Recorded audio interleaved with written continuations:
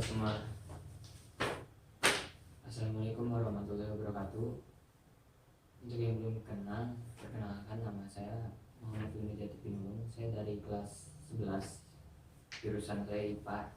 Saya sekolah di SMA Taruna Terpadu Bogor. Saya di sini ingin membahas tentang apa sih itu kelenjar pituitari.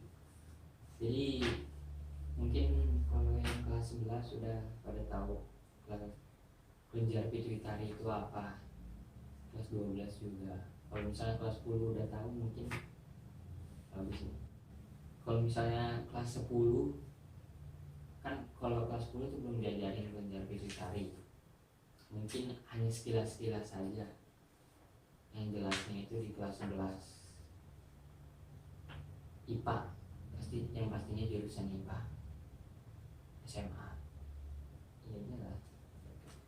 Jadi kelenjar pituitari adalah organ kecil yang berada di bawah otak. Walau ukurannya sangat kecil, fungsi kelenjar pituitari sangatlah besar. Kelenjar ini bertugas menghasilkan hormon yang membantu mengendalikan banyak proses dan fungsi organ pada tubuh.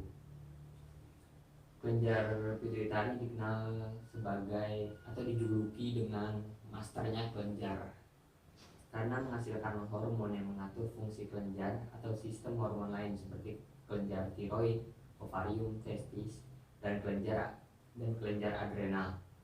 Kelenjar ini berperan penting dalam mengatur proses pertumbuhan, datangnya pubertas, metabolisme, serta berbagai fungsi sistem organ di dalam tubuh Anda. Kalau ini maaf ya, saya baca soalnya saya belum terlalu hafal juga, belum terlalu ngerti udah, cuman belum terlalu hafal kata. Terus bagian-bagian kelenjar pituitari dan perannya. Kelenjar pituitari ini memiliki dua bagian. Kelenjar pituitari memiliki ukuran yang cukup kecil, yaitu hanya seukuran kacang polong. Kelenjar ini ditemukan di bagian dasar otak dan posisinya sangat dekat dengan hipotalamus. Kelenjar pituitari dibagi menjadi dua bagian, yakni lobus anterior dan posterior. Kedua bagian tersebut memiliki peranan masing-masing. Kalau lobus anterior itu bisa disebut juga dengan bagian depan. Kalau posterior bagian belakangnya, bagian belakang dari kelenjar pituitari. Lobus anterior merupakan bagian depan dari kelenjar pituitari. Adapun hormon yang dihasilkan oleh lobus anterior berfungsi untuk mengatur pertumbuhan. Lobus anterior berfungsi untuk mengatur pertumbuhan, pematangan organ dan fungsi sistem reproduksi, fungsi tiroid, serta pigmentasi kulit. Dan lobus posterior adalah bagian belakang kelenjar pituitari yang berfungsi menghasilkan hormon antidiuretik, yakni hormon yang bertugas untuk membuat ginjal menyerap air lebih banyak dan menyimpannya di aliran darah untuk mencegah dehidrasi. Hormon oksitosin juga diproduksi di lobus posterior. Terus ada banyak lagi hormon yang diproduksi oleh kelenjar pituitari. Kita akan bahas satu-satu. Yang pertama ada hormon pertumbuhan atau growth hormone, atau sering disebut ya growth hormone, GH. Atau hormon pertumbuhan berperan dalam meningkatkan ukuran otot dan tulang.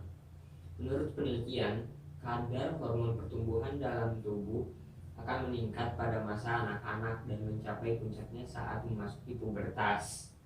Jadi pada masa anak-anak sampai pubertas itu hormon pertumbuhan diproduksinya banyak. Setelah itu kadar hormon ini akan stabil di usia dewasa. Pada usia dewasa hormon pertumbuhan diproduksinya stabil, tidak terlalu banyak, tidak sebanyak pada masa dia kecil sampai pubertas. Kemudian akan menurun ketika memasuki usia parubaya. Ketika usianya sudah beranjak besar atau parubaya, hormon ini diproduksinya sangat sedikit atau terjadi penurunan produksi growth hormone ini. Dan fungsi hormon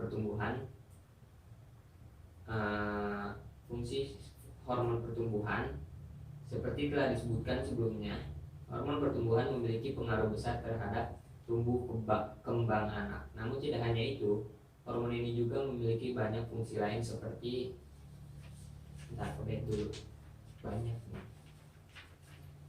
mengatur metabolisme karbohidrat dan lemak di dalam, memelihara fungsi jantung dan otak, menjaga kesehatan otot dan tulang, serta keseimbangan cairan tubuh, menjaga kelenturan pembuluh darah agar aliran darah lancar, memperkuat daya tahan tubuh. Selain diproduksi secara alami oleh tubuh, hormon pertumbuhan juga dapat dibuat secara sintetis. Istilahnya dibuat di dunia nyata, enggak di tubuh. Kan kalau yang kita omongin tadi pasti terpikirnya di dalam tubuh, terbuatnya hormon ini tuh terbuatnya di dalam tubuh. Tapi bisa juga dibuat secara sintetis. Dan biasanya hormon pertumbuhan sintetis ini diberikan oleh dokter untuk anak atau orang dewasa yang menderita penyakit atau kondisi tertentu. Pada anak-anak, hormon pertumbuhan sintetis digunakan untuk menangani masalah pertumbuhan tinggi badan. Akibat kekurangan hormon pertumbuhan, kelainan genetik seperti sindrom Turner dan sindrom Prader-Willi, penyakit ginjal kronis, dan terlahir dengan ukuran tubuh yang kecil atau prematur. Jadi kalau ada anak kecil yang ada bayi yang terlahir prematur, maka bisa dikasih hormon sintetis ini. Sementara pada orang dewasa, kan tadi pada anak-anak, kan pada orang dewasa, hormon pertumbuhan sintetis ini dapat digunakan untuk mengobati kekurangan. Yang pertama, kekurangan hormon pertumbuhan yang disebabkan oleh tumor hipofisis. Jadi kalau orang dewasa memiliki penyakit tumor hipofisis sehingga hormon pertumbuhannya terganggu, maka bisa diberikan hormon pertumbuhan sintetis ini. Yang kedua, sindrom usus pendek atau short bowel syndrome, yaitu kondisi saat nutrisi tidak diserap dengan baik oleh tubuh akibat penyakit usus yang parah atau operasi pengangkatan sebagian besar usus kecil, pengecilan otot yang disebabkan oleh kondisi tertentu seperti HIV atau AIDS. Nah, itu dari hormon pertumbuhan atau growth hormone tadi. Itu yang pertama. Sekarang yang kedua yaitu hormon perangsang tiroid atau TSH, yaitu thyroid stimulating hormone. Stimulating itulah pokoknya. Hormon ini merangsang kelenjar tiroid untuk memproduksi hormon yang mempengaruhi fungsi metabolisme tubuh. Fungsi hormon tiroid yaitu melakukan kontrol terhadap proses pembakaran kalori yang dilakukan oleh tubuh. Kontrol metabolisme ini dapat berdampak kepada kenaikan atau penurunan berat badan seseorang. Yang kedua, mengontrol kecepatan pengolahan makanan dalam sistem pencernaan. Yang ketiga, membantu mengatur irama detak jantung dan tekanan darah. Yang keempat, menaikkan atau menurunkan suhu tubuh. Yang kelima, mengontrol kecepatan tubuh dalam melakukan reproduksi sel. Yang keenam, membantu pertumbuhan pada anak-anak. Yang ketujuh, mengoptimalkan pertumbuhan otak terutama pada anak-anak juga. Itu dari hormon perangsang tiroid. Yang ketiga ada hormon perangsang folikel atau FSH, follicle stimulation hormone. Hormon ini berfungsi mengontrol fungsi seksual dan kesuburan pada pria maupun wanita. Hormon perangsang folikel adalah hormon yang diproduksi di kelenjar pituitari. Jadi FSH berfungsi untuk memacu pertumbuhan dan kematangan folikel atau sel telur di dalam ovarium dan juga berpengaruh pada peningkatan hormon estrogen pada wanita. Pada pria, FSH mengatur dan memelihara proses pembentukan sperma.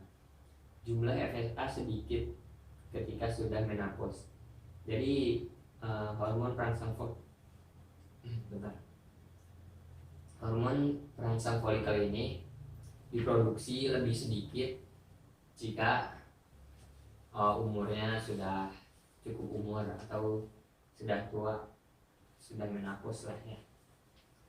Itu hormon yang ketiga. Yang keempat ada hormon luteinizing. Luteinizing itu hormon yang merangsang ovarium untuk menghasilkan estrogen pada wanita dan merangsang produksi sperma pada pria. Adapun yang dimaksud dengan luteinizing adalah hormon otak yang mengatur fungsi sistem reproduksi pada pria dan wanita. Adapun bentuknya seperti ukuran kacang. Kalau ini kacang aja, jadi lebih kecil mungkin dari kacang polong. Tadi ukuran kelenjar pituitari sebesar kacang polong, dan ukuran hormon yang dihasilkan oleh kelenjar pituitari itu sebesar kacang, setengahnya dari kelenjar pituitari mungkin. Dan kelenjar pituitari yang terletak di pusat tengkorak di dasar otak melakukan pekerjaan penting yang mengekskresikan hormon luteinizing. LH memiliki peran yang sangat penting dalam perkembangan yang tepat dari organ reproduksi pada pria dan wanita, dan hormon ini penting mengatur kerja sistem reproduksi. Luteinizing hormon atau LH, kita sebut aja LH, ini adalah hormon gonadotropin yang mempengaruhi gonad dengan menstimulasi pembentukan gamet dan memproduksi hormon seks. Itu dia hormon luteinizing. Yang kelima ada hormon prolaktin. Hormon prolaktin merangsang jaringan payudara pada ibu menyusui untuk menghasilkan air susu ibu. Prolaktin adalah hormon yang memberikan sinyal kepada tubuh untuk memproduksi ASI, mulai dari masa akhir kehamilan hingga masa menyusui. Hormon prolaktin memang erat dengan laktasi, tetapi ternyata pria juga memiliki hormon ini, meski kadarnya lebih rendah. Kadar hormon prolaktin pada pria dan wanita yang sedang tidak hamil, pria yang tidak hamil, sedang tidak hamil atau menyusui terbilang rendah. Prolaktin pada wanita normalnya adalah 25 nanogram per mililiter, sedangkan pada pria 17 nanogram per mililiter. Ketika memasuki masa akhir kehamilan, tubuh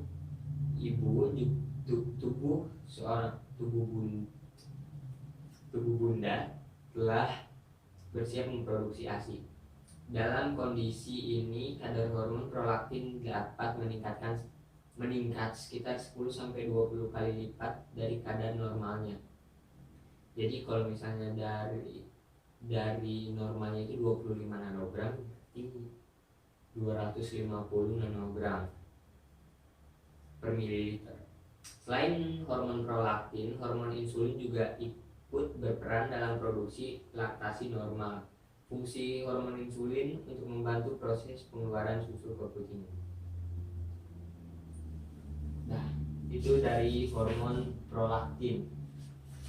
Selanjutnya ada tadi kelima ya, sekarang keenam berarti hormon adrenokortikotropik atau ACTH. ACTH yaitu adrenokortikotropik hormon. Hormon ini merangsang kelenjar adrenal untuk melepaskan hormon kortisol dan aldosteron yang membantu menjaga tekanan darah dan gula darah tetap stabil. Hormon adrenokortikotropik adalah hormon yang dihasilkan oleh lobus anterior dari kelenjar pituitari. Oh iya, kelenjar pituitari memiliki nama lain yaitu hipofisis, atau bisa disebut dengan kelenjar masteria kelenjar, yang terdiri dari beberapa lobus. Hormon-hormon ini dihasilkan oleh kelenjar pituitari merupakan tropik hormon. Tropik hormon ini berfungsi mempengaruhi proses sekresi sistem hormon pada manusia dari kelenjar endokrin lainnya. Pada median eminence hipotalamus melalui serabut aferen dan menyebabkan pengeluaran CRH atau sekresi ACTH. Juga dipengaruhi oleh berbagai rangsang sistem saraf pada manusia. Sebagai contoh, rangsangan pada reseptor rasa nyeri yang diteruskan ke saraf aferen perifer dan traktus spinothalamikus akhirnya sampai pada median eminence hipotalamus dan menyebabkan sekresi CRH yang kemudian dialirkan ke adenohipofisis yang kemudian melepas ACTH. Reaksi takut, marah atau dan juga cemas melalui saraf aferen yang menuju ke hipotalamus juga dapat merangsang sekresi hormon korteks adrenal. Mungkin dapat menjelaskan mengapa orang yang sering dilanda emosi cenderung menderita iritasi lambung. Karena pada pemberian hormon kortikosteroid sering ditemukan efek samping iritasi lambung. Itu tadi dari hormon adrenokortikotropik atau ACTH, nama gampangnya ACTH. Dan selanjutnya ada hormon antidiuretik. Ini yang berapa ya? Atau udah lupa. Lanjutannya mau. Hormon ini merangsang ginjal untuk menyerap ke hormon antidiuretik merangsang ginjal untuk menyerap kembali cairan dari darah dan mengurangi produksi urin. Berikut terdapat beberapa fungsi yang wajib Anda ketahui dari hormon antidiuretik, antara lain yaitu memelihara kadar darah agar selalu dalam batas normal. Hormon antidiuretik ini fungsinya memelihara kadar darah agar selalu dalam batas normal. Terus yang kedua, memelihara kesehatan ginjal. Yang ketiga, memelihara kesehatan jantung. Yang keempat, memelihara kesehatan kelenjar getah bening. Yang kelima, memelihara kesehatan otak. Yang keenam, memelihara kesehatan paru-paru. Seperti itu. Terus yang terakhir bukan? Bentar ya. Ya, ini yang terakhir. Yang terakhir itu ada hormon oksitosin, yaitu hormon yang berada di dalam otak, tepatnya di bagian hipotalamus. Hormon oksitosin dihasilkan oleh kelenjar pituitari. Semua hormon yang saya sebutkan dari awal tadi itu diproduksi oleh kelenjar pituitari yang letaknya ada di dasar otak. Fungsi hormon oksitosin bagi tubuh yaitu hormon oksitosin atau sering disebut dengan hormon cinta memiliki banyak fungsi di dalam tubuh, mulai dari yang berkaitan dengan sistem reproduksi hingga fungsi emosional. Jadi fungsi hormon oksitosin ini sangat banyak, mulai dari sistem reproduksi sampai fungsi emosional. Berikut ini adalah fungsi hormon tersebut. Yang pertama, membantu proses kelahiran. Yang kedua, meningkatkan produksi air susu ibu. Yang ketiga, mempererat ikatan batin ibu dan anak. Kenapa kok bisa gitu sih mempererat ikatan batin antara ibu dan anak? Karena fungsi hormon oksitosin selanjutnya yang perlu Anda ketahui, saat seorang ibu merasakan koneksi batin dengan buah hati kandungnya, maka hal tersebut disebabkan oleh aktivitas hormon oksitosin di dalam otak. Seorang ibu hamil yang kadar oksitosinnya tinggi di trimester pertama usia kehamilan akan memiliki ikatan batin yang sangat kuat dengan anaknya yang begitu lahir. Yang keempat, juga mempererat hubungan dengan pasangan. Selain dengan anak kandung, fungsi hormon oksitosin juga mempererat hubungan Anda dengan pasangan, menciptakan rasa kasih sayang di antara keduanya. Itu mengapa hormon ini disebut dengan hormon cinta. Jadi awal mula tercipta nama hormon cinta karena fungsinya mempererat hubungan Anda dengan pasangan.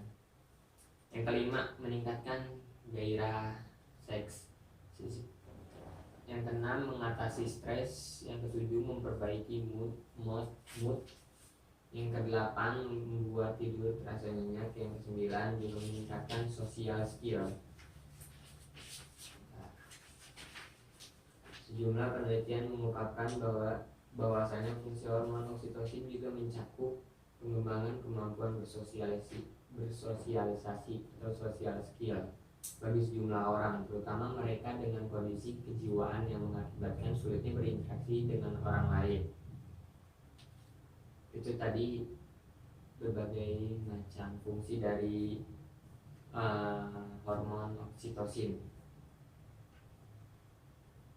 Ada yang terakhir, menghentikan efek kecanduan narkotika. Studi yang dirilis oleh Progress in Brain Research pada tahun 1999 mengungkapkan bahwasanya oksitosin dinilai mampu untuk menghambat bahkan menghentikan candu terhadap obat-obatan terlarang atau narkotika.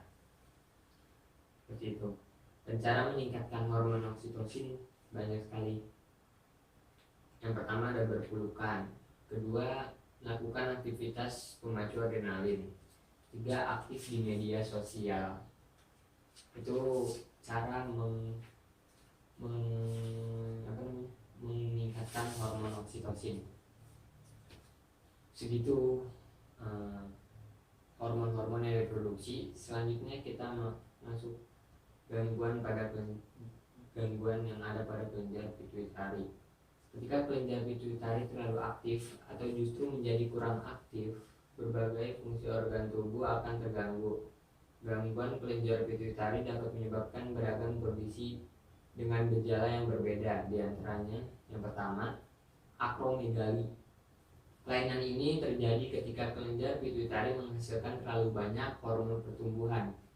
Sebagai akibat adanya tumor di kelenjar tersebut pada anak-anak, kondisi ini disebut gigantisme atau gigantisme. Umumnya penderita gigantisme memiliki tinggi dan berat badan di atas rata-rata dengan ukuran tangan dan kaki yang lebih besar dibandingkan orang lain. Yang kedua ada sindrom Cushing. Sindrom Cushing muncul akibat kelenjar pituitari memproduksi terlalu banyak hormon kortisol. Akibatnya penderita sindrom ini biasanya mengalami cemas, mudah marah, depresi, penumpukan jaringan lemak di perut dan belakang leher, serta gangguan menstruasi pada wanita. Yang ketiga ada prolaktinoma. Prolaktinoma adalah kelainan yang terjadi akibat munculnya tumor di kelenjar pituitari sehingga menyebabkan produksi hormon prolaktin berlebih. Kondisi ini dapat menyebabkan gangguan kesuburan pada wanita maupun pria. Dan yang terakhir ada pituitarisme.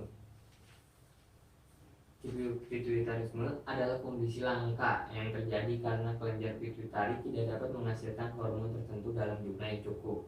Tentunya ketika hormon antidiuretik yang dihasilkan jumlahnya sedikit, maka akan muncul gangguan diabetes insipidus, gangguan ekskresi.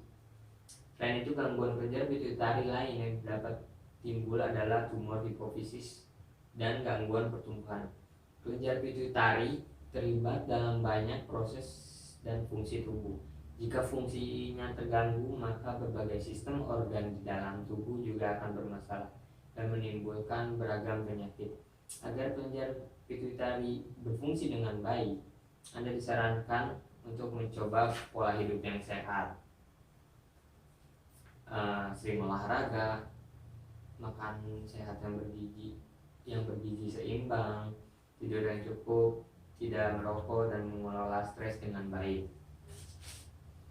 Anda disarankan untuk memeriksa diri ke dokter bila muncul beberapa gejala seperti sakit kepala, sulit tidur, tekanan darah tinggi, penurunan daya ingat, disfungsi ereksi, atau keluar susu dari darah padahal Anda tidak sedang dalam masa menyusui.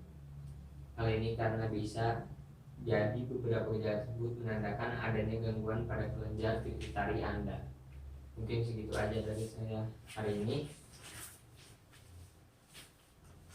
Kurang lebihnya mohon maaf. Wassalamualaikum warahmatullahi wabarakatuh.